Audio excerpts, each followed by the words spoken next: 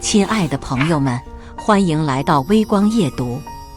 我们家在市南区有套学区房，为了堂弟堂妹上学方便，我们一家商量后给他们一家借住。直到奶奶在市南住院，我去帮忙陪护。去到市南的房子想歇口气时，被堂弟拦在了门口。他说这是他们家的房子，不准我来住。谁家的？借你住还蹬鼻子上脸了。我掏出写着我名字的房产证，搬家公司清场。接下来开始我们本期故事，记得点击订阅并开启小铃铛。奶奶生病住院了，按理说应该爸爸妈妈去陪护，可他们都忙。正巧我在放暑假，便自告奋勇去医院陪床。陪了几天，我有些熬不住。医院床位紧张，也不允许放陪护床。奶奶看着心疼，便想让我回家。奶奶不用你陪，我自己会叫护士呢。我摇摇头，老人家生病可是大事。再说小时候奶奶可疼我，长大了是时候孝顺了。我突然想到市南我家的那套房子，心里一喜，忙跟奶奶道：奶奶，我去叔叔那里午休就好了，他那里离这边近，只是一个午休，也不会妨碍叔叔一家子休息。叔叔每年过年的时候都在爸爸妈妈说我成绩不好的时候打掩护，说孩子还小，读书不用急。我们家跟叔叔的关系也非常好，毕竟奶奶只有他们2个孩子，想必叔叔也不会说什么。这么想着，我骑车到了楼下，敲了敲门，是堂弟来给我开的门。他半开着门，警惕地问我想干什么。我愣了愣，解释道：医院离奶奶那边没法睡觉，我想着离弟弟你们这边近，来睡个午觉。你放心，睡完我就回医院了，不会吵到你学习的弟弟。我笑眯眯地低头看堂弟，他才小学，听爸爸妈妈说一直考前几名，我很为他骄傲。刚想推开门进去，猝不及防，我被堂弟推了一把。他尖叫着：你滚，这是我家的房子，我不准你来住。声音又尖又刺耳，楼道里的声控灯都跟着亮了起来。我以为他没听懂，连忙解释：我不是要常住，只是每天来午休一下。你是不是听错了啊？看着表弟开始哭嚎，我慌了起来，却看他变了副模样，一脸委屈地抹着泪。姐姐，你不要赶我走，这是我家的房子，你不能抢我家的房子，我们就这一个住的地方，你不让我们住，我就没法上学了。我知道我成绩好，你不开心了，这样我下次考差点好吗？我愣愣地看着，没反应过来。他的声音太响，已经有邻居和上下楼的住户来看了，听到堂弟这样的话，都开始指指点点。没想到小姑娘不大，嫉妒心这么强啊，还要赶人家走。人家住得好好的，就因为成绩好不让住了，这是想毁了人家的一辈子啊！真是造孽，什么父母能教出这样的孩子啊？听到这里，我狠狠地看了说这话的人一眼，他瑟缩了一下，嘟囔道：还不让说，真有意思。我气得牙痒痒，想拽着表弟去叔叔那里质问。这么小的孩子说这些话，肯定是有人教的。结果他趁我不注意，挣脱了，跑回屋，啪的一下把门摔上了。奶奶还在医院，我忍下气去了医院。晚上越想越气，曾经这个学区房，我爸爸劝叔叔也买一套，说将来可能升值，孩子上学也方便。结果叔叔说不用，他家孩子能考上最好的小学，就在市中心，没必要多买一套，还嘲笑爸爸没有头脑，只会瞎买。哪成想过了2年，小学搬到市南了，录取改成划片了，仅剩的考试名额，我那堂弟也没挤进去。眼看着叔叔一家急得嘴上都起了泡，我们一家商量了一下，把房子借给了叔叔他们。那房子是新的，我们都没有住过。起初爸爸问我会不会介意，毕竟这房子买来是给我的。我摇了摇头，说弟弟上学重要，何况就这几年。没事的，这几年市南的房子升值得很快，周围的房子租金都抵得上一个实习生的工资。鉴于我们是亲戚，这些年也没有要过租金，甚至物业费发到我爸爸手机上都是他交的。我以为以我们家的交情，我去睡个午觉不是什么难事，却没想到在表弟嘴里成了抢他们房子的。木着一张脸，想了想最近忙得飞起的爸爸妈妈，我决定等奶奶出院后再去算账。因为中午的事，我心情不是很好，奶奶看出来了，问我怎么了。我勉强笑笑说没什么奶奶，我去楼下打饭。到了楼下，我排着队想着打个排骨玉米汤，腿却突然被抱住，低下头，突然发现是叔叔的女儿，我的堂妹。她看着我盘子里的排骨汤，软下声音撒娇：姐姐，我也想吃，放学了我还没吃饭呢。住院的这段时间，我们家派了我来陪护，叔叔一家不出个人不合适，就让我婶婶来，一般都是下午带了孩子来，通常是我堂妹。没待多久，婶婶就会接到电话，说着有急事，把堂妹丢给我照顾。于是我打着3个人的饭，照顾着奶奶和堂妹。也是昨天看到堂妹，我才想着能去歇个脚。饭卡里的钱每天都少得飞快，我看着眼睛滴溜滴溜转的堂妹，突然就不想给她吃了。我问她：你妈妈呢？她回去了，说是要给弟弟做饭。姐姐，你不会不管我吧？以往她一撒娇我就心软了，我想试探问问妹妹，假如说我想住院的这段时间去你家午休一下，你愿意吗？小孩子还不会遮掩神色，听到我这句话，堂妹的嘴就撇了下去，又想到什么，小心翼翼地说着：姐姐在医院不是也能睡觉吗？我看着有椅子的，所以我这个堂妹也是觉得我会抢房子的。叔叔一家重男轻女，婶婶更是觉得头一胎生了个女儿，让她丢脸。堂妹平常在家都是扒着白饭，连菜都不敢多加几口。小丫头片子能吃多少饭？你给你弟弟留点，你看你胖得跟个猪一样，减肥吧，别吃了。这些都是堂妹私底下跟我说的。看着她的手跟个竹板一样，我没少拿自己的零花钱给她开小灶，到头来却也是个小白狼。我不再理她，掏出手机给婶婶打电话：把你孩子领回去，我没义务给你养孩子，你不来我可不管了。说着不管，但也不能真把一个小孩扔医院里，万一被拐了，反而成了我的不是。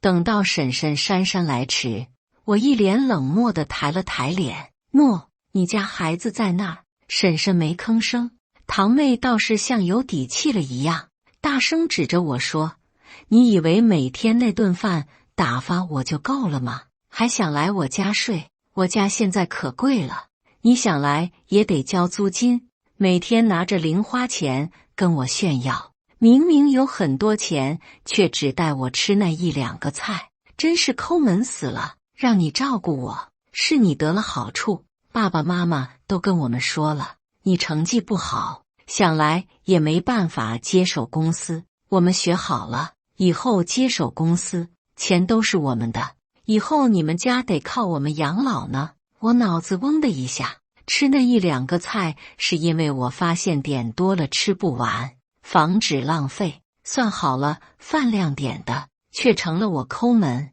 还有后面那2句，养老、接手公司。当初我爸爸妈妈创业，想拉着他们入股，到时候做起来了，也有他们的分成。可叔叔当时是怎么说的？他说：建成啊，我真的没钱，要不你再问问别人。爸爸也没多说，找了合伙人，挺过了最难的阶段。现在公司越做越大，他们倒是眼馋了，想直接坐享其成，还我成绩不好，替我干，像是我占了多大便宜一样。我气得脑袋发胀。堂妹看我不说话，以为我默认了，伸手想抢我手中的餐盘，我一个抬手，她扑到了地上，直接起都不起，躺地上开始哭起来。到这个时候，仿佛一个陌生人的婶婶才急忙过来：“哎呦，我的乖宝，你怎么样了？瞧你这不小心的。”我没吭声，婶婶讪笑着跟我赔罪：“小孩子闹着玩说的，做不得数。”看我还是不说话，又自顾自地说起来：“不过我们也是为了你好，你看看你现在成绩不好，将来还不是得指望你弟弟妹妹，是吧？”我气得浑身颤抖，质问道：“那房子呢？”我说去午休，你儿子骂我说抢你们的房子，我是真想知道，这房子是你们的吗？还是你们忘了，这房子只是借给你们的？话音刚落，堂妹像个小炮弹一样爬起来冲过来，一边捶我一边喊着：“这明明是我家的房子，你走！我不要你这个坏姐姐，我要去告警察叔叔，你抢我们房子！”我嗤笑出声：“告警察叔叔？那被赶出去的还不一定是谁呢？”眼看着情势不妙，婶婶一把捂住了堂妹的嘴。我看着他们手中的饭早就凉透了，我拿去热了热，扭头走了。明天奶奶就出院了，不急，我会一笔一笔的讨回来的。奶奶正在打瞌睡，抬头看见我，忙招手唤我过去。怎么了，囡囡？出什么事了吗？怎么这么久才回来？我看着奶奶，委屈了很久的情绪终于憋不住，哭了出来。可奶奶马上出院了，让她知道这些，万一一个气急再生病了就不好了。我擦了擦眼泪，低声否认道：“没事，奶奶，只是咳了一下。”婶婶当天接了堂妹就走了，连病房门都没进来。晚上发了朋友圈内涵，有些亲戚是一点也靠不住，连孩子也不管。爸爸妈妈打来了视频，问我怎么了，说叔叔给他打电话骂了爸爸一顿，说什么你家孩子不疼弟弟妹妹，把孩子乱丢。我笑出了声，头一次见一家子摁着一个人往头上扣黑锅的。我大体跟爸爸妈妈说了一下，他们听着听着气愤起来，他们知道我这个人不会胡说。我妈怒骂道：“真是有意思，当时好心借给他们房子，连租金都没要，现在反而还成了我姑娘的错了。这么多天没去照顾一下，我姑娘想去睡个午觉都不行，给她脸了还是怎么了？要不是当初看他们那一家子急成那样，又觉得好歹是亲戚，帮一把算一把。这么多年，别说物业费了，连那东西坏了都是我们给换的新的。住着住着就觉得是自己的了是吧？还帮忙管理公司。我姑娘成绩再差，天塌下来都有我顶着，捐了我也不给他们。何建成，你怎么想的？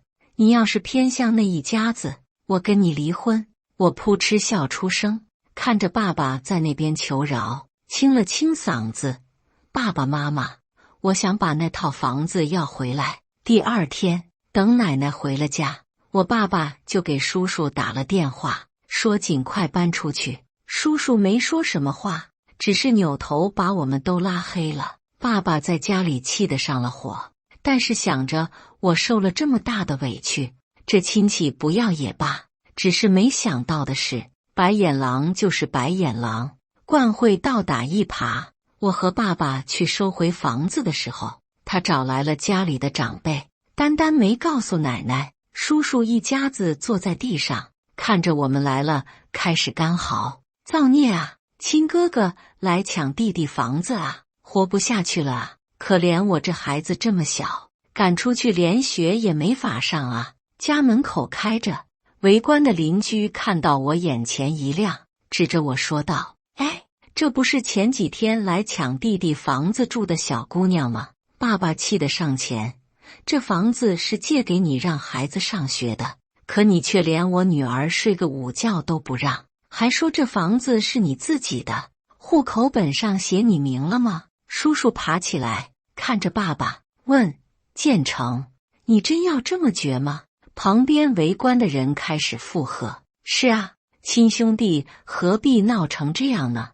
这么斤斤计较干嘛？和气生财，都是一家人，以后还要相互扶持呢。”没等我们说话，被请来的长辈三爷爷抬手制止道：“还要闹到什么地步？还嫌不够丢人吗？”三爷爷叹口气，看向我爸爸：“你是哥哥，平时可以多让着点弟弟。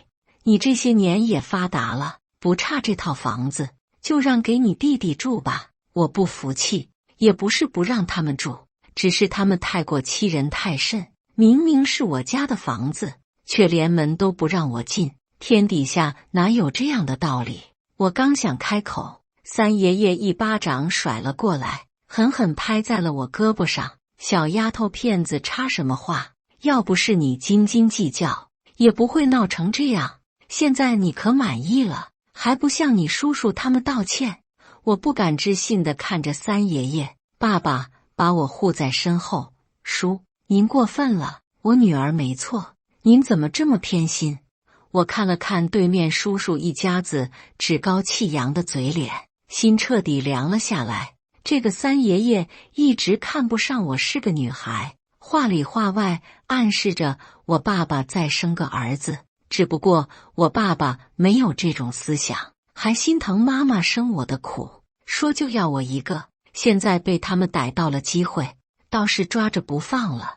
我决定不再忍，拽了拽爸爸的手，轻声道：“爸爸，交给我吧。”我头一次认识到了这一家子的恶心，扬了扬手机，给他们看通话记录。我冲他们喊道：“我已经报警了。”本想念着家里的面子，可没想到有些人不要脸到了极点，所以10分钟前我就打电话报了警。警察很快就来了，周围的人不敢再看，很快安静下来，一大家子人全去了警察局。我掏出了户口本，又掏出了每年的物业缴费记录，再加上种种证明的单子，一起递了上去。叔叔一家急了，婶婶推了推堂弟，堂弟蹲在地上，又开始嚎：“他那些全是假的，都是假的，他就想占我家房子。”警察走过来，往他跟前一站，堂弟不敢吭声了，躲到了婶婶后面。他严肃道：“请您管好自己的孩子，不要妨碍办公，更不要拿孩子当挡箭牌。”婶婶的脸从青变红，最后支支吾吾地唉了一声。我差点笑出声，只觉得痛快极了。恶人就是欺软怕硬。检查结果很快下来了，材料都是真的。警察询问我是否要立刻收回自己的房子，我点了点头。这次事情很快办完，给了1周的时间让叔叔他们一家子收拾，若是还不搬，将会接到法院的起诉。我笑了笑，临走前低声道：“可快要搬啊，不然留下案底，你孩子可不好过了。”叔叔他们搬走后，那套房子我也不想住了，就托爸爸挂了个售卖的帖子，左右这房子挂在我名下。他们也觉得晦气，便低于市场价10万出售。很快就有人来问，我家房子位置好，窗外便是湖景。来问的这个姐姐是个不差钱的，闲着没事想做个家居博主，正好买下来可以改造。可临到签合同前，原本定好的姐姐迟疑着说再考虑考虑。我看着她脸色不对，问她怎么了。她想了想，给我发来了帖子的截图。我打开一看，上面全是恶评。这家风水不好，死过人，之前来一家搬一家，甚至他叔叔都搬走了，压根住不得。要不为什么便宜了呢？之前还有警察上门。姐姐带着歉意地看着我，道歉，我知道可能有隐情，但是我想再考虑考虑。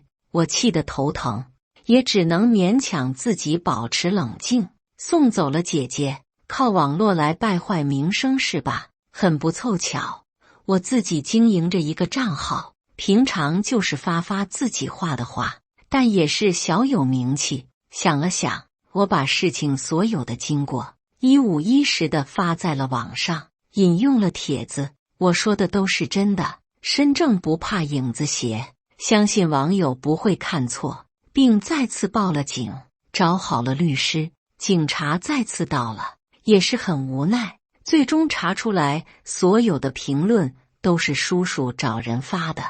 我将调查结果发在了网上，并发布了律师函。本来还在观望的网友瞬间下场，这一家子奇葩亲戚真是倒了血霉了。就是啊，亏我还真以为这房子是凶宅呢，结果是想把咱们当枪使啊！人家小姑娘也不大，这一次次黑水泼的，上梁不正下梁歪，他家那俩孩子也是白眼狼，真是晦气。警察再次去叔叔那边做了警告，本来以为他们老实了。过了1个星期，我回家却看到了蹲在门口的堂弟，看我回来，冲我扔石子，边扔边跑。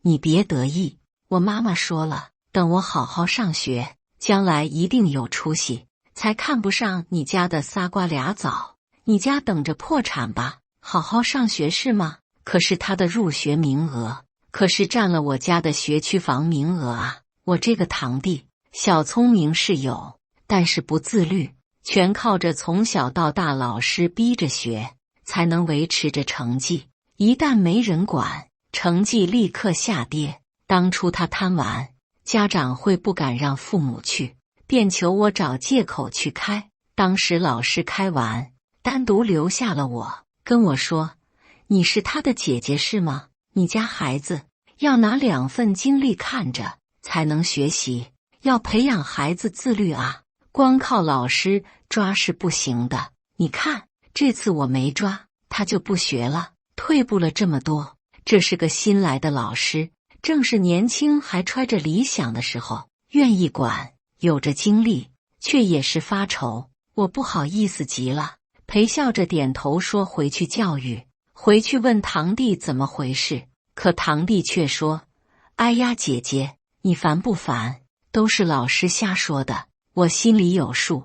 眼看着叔叔也来了，我不好过问，就压下没再管。现在看来，有个什么数，还不是靠老师死死抓着。本以为不再闹事了，消停了，就老死不相往来了，可他偏偏又来找事。我想了想，去咨询了律师，决定起诉到法院。学校名额每6年认定一个学位，堂弟堂妹的户口还挂在我家户口上，征求了爸爸妈妈的同意。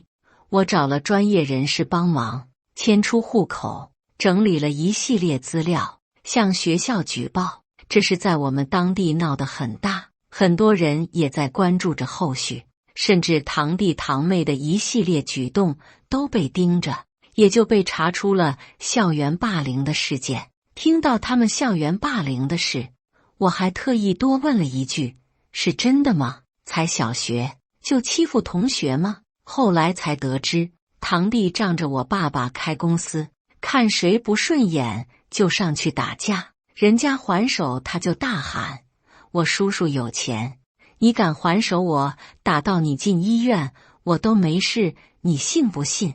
我眼前一黑，连忙带着爸爸去被欺负的孩子家长那里赔礼道歉，并解释事情并不是真的。好在群众的目光都是雪亮的，其中一位家长笑着对我说：我跟你爸爸有合作，知道他不是那样的人，只是可惜你们摊上了这么些个亲戚，到底是受拖累了。后面得到多个家长的举报，学校领导以影响不好为由劝退了他们。被劝退的那天，叔叔婶婶不痛快，特意到我家门口恶心我们，把垃圾桶的垃圾倒在了我家门口，阴阳怪气道：就算我家孩子不在市南上学，也是能名列前茅，至于你们，就等着落魄吧。我妈妈气得要死，直接上前给了他们一巴掌，他们也怕我再出什么招，没敢还手，灰溜溜的走了。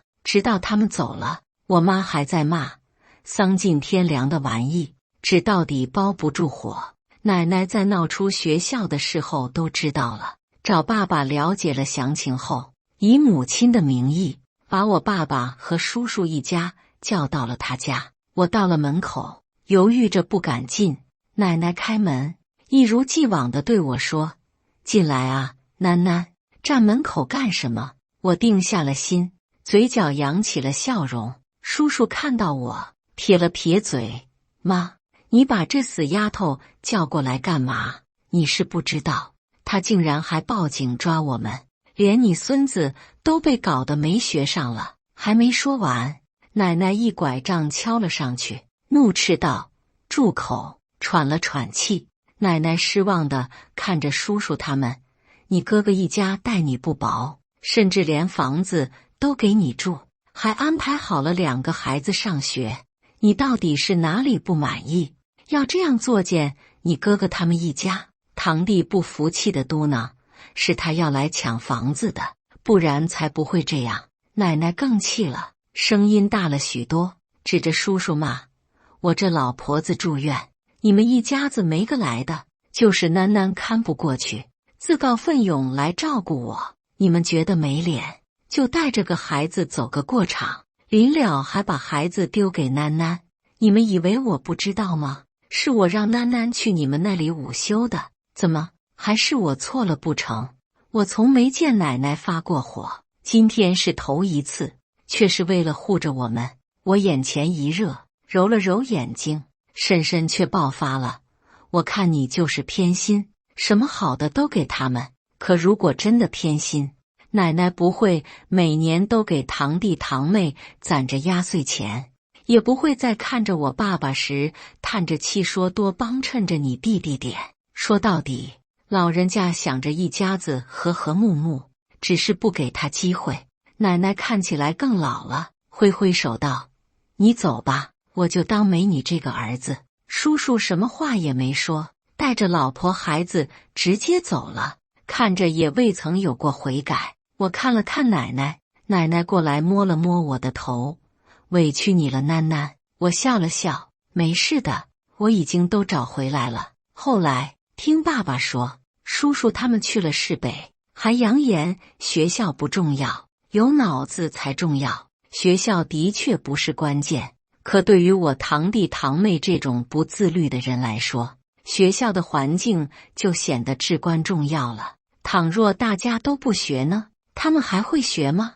为了图房租便宜，婶婶找了个名声不太好的学校，把堂弟堂妹塞了进去，美其名曰在艰苦的环境下才能出人才。而这个学校学习氛围没有，搞小团体霸凌倒多的是。没过多久，堂妹欺负不过人家，天天被摁着打，回家后找叔叔婶婶哭诉，却只得来一句：你不招惹人家，人家怎么会打你？于是他便打死也不上学。婶婶无奈之下找对方家长，可对面家长却是叔叔的上司，婶婶不清楚，抓花了对面家长的脸，连那孩子都被扯乱了头发。结果老师拉开后，没等家长走远，就听见堂妹得意的语气：你想跟我斗，还是嫩了点，乖乖被我欺负不好吗？非得去找人。原来这孩子并没欺负他，只是老是被堂妹欺负，实在受不了了，去找了自己表哥。我堂妹打不过，就想了个办法报复他。当天对面家长气得不行，回去找自己老公哭诉，人名一对，发现正好是叔叔给他们负责供货，直接给开了。一家子都指望着叔叔挣那点钱，现在倒好，被堂妹一个人搅没了。听说押着去道歉，人家连面都不见，婶婶索性把堂妹送到了她外婆家，表示女孩子不用念太多书，能嫁人就成。我表示惊讶，9年义务教育是被你吃了吗？堂妹回去了，他们全家的希望都压在了堂弟身上，但他早就不学了，认了个老大，每天耀武扬威的旷课，老师频繁请家长，只要堂弟一哭说老师冤枉他，叔叔婶婶就无条件相信。小孩子哪会说谎呢？这话多了，老师也不管了。直到小升初，纸包不住火，成绩暴露得一干二净。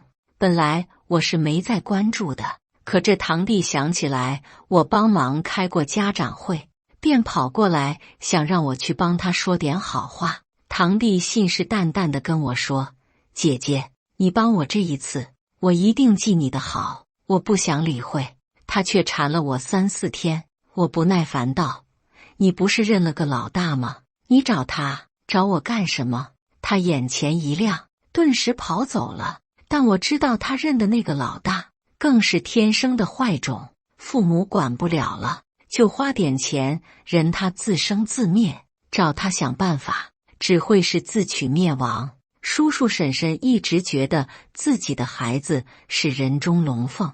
之前有一次去那个学校给一个在那里实习的学姐送资料时，还看到过他们带头欺负女孩子。我过去护住女孩子，脸都被掐破了。堂弟冲我骂骂咧咧：“狗拿耗子多管闲事，你护得了他一天，能护一辈子吗？等你走了，我还打他。”小姑娘眼泪汪汪地扯了扯我衣服，凑近我耳朵说着：“谢谢姐姐，没事的。”我下午就转学走路，我陪到了她下午，走出去却没什么办法。直到这次，他们惹出了大祸。那个老大给堂弟提出去学校偷班主任手机的计划，拿着班主任手机给叔叔婶婶发成绩有误，真实成绩其实可以上最好的初中。叔叔婶婶文凭不高，却也信了。堂弟问他们要奖金，他们给了，但表弟嫌不够，自己偷偷去卧室拿了叔叔的手机解锁，转给了自己一大笔钱。出了家门口，那个老大等着他，问他钱到手了吗？堂弟兴奋地说到了，老大便领着他说去电玩城玩。走着走着，走到了小巷子里面，一群人高马大的青年出来，把堂弟揍了一顿，转走了钱。第2天，叔叔婶婶才发现自己手里已经没钱了，而自己的儿子被揍得惨烈，天杀的，竟然打我儿子还抢钱，没天理了！我这就去找他们。婶婶抹了把眼泪，就要出门。叔叔终于是知道他错了，想拦婶婶，没拦住，反而被推下了楼梯，摔成了骨折。一家子赶到医院，给叔叔安置好。婶婶又去了，找到学校那个老大，上去就给了一巴掌。这一巴掌砸得结实，那老大嗷嗷的哭，把那不管他的家长哭来了。再怎么混蛋也是自己亲生的，人家也是有本事的。等叔叔从医院出来，发现没公司要他了，一家子活不下去了，只能去了婶婶的老家，天天鸡飞狗跳的打。而我家这边少了白眼狼亲戚，房子的事澄清了，很快就卖了出去。还是当初那个姐姐，她拉着我的手说悄悄话，当时觉得不对，我就回去查了，没成想还能见识到这样的，真是长眼了。你这处理方式对我脾气，你家房子我也喜欢，以后可以常往来，我们成了朋友。而叔叔他们一家也终于得到了应有的报应。感谢大家的观看，本期故事精彩吗？欢迎大家在下方评论区吐槽。如果你喜欢这类故事，记得点击订阅微光夜读，并分享给更多的人，这会对我帮助很大。再次感谢大家的观看。